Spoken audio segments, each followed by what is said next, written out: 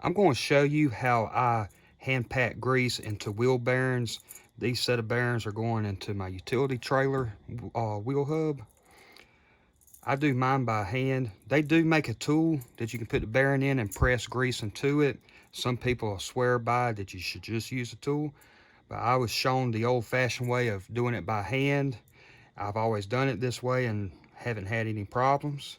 So I'm going to show you how I do it. A pair of disposable gloves are not necessary, but they're highly recommended. You want to get a good gob of grease in one hand like this. You want to use the right type of grease for your application. It's rated for high temp wheel bearings, etc. Cup it in one hand like this, and what I'm going to be working on is working the packed grease into this gap between the bearings and the inner race on both sides, and trying to work it into the actual bearings themselves.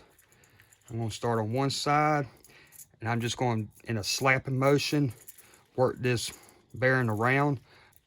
So you just kind of slap it in there. As you're slapping it in there, rotate it around.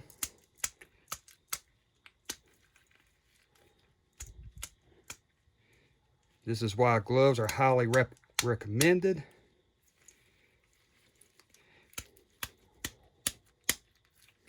And once you went all the way around on one side, kind of get some of the grease back in my hand.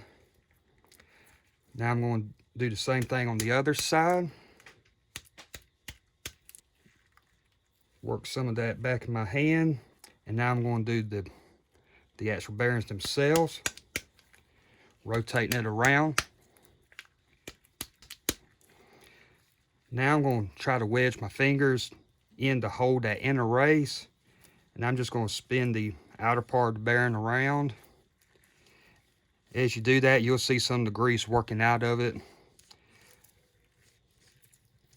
Then after I do that, slap some of that grease back inside the bearing.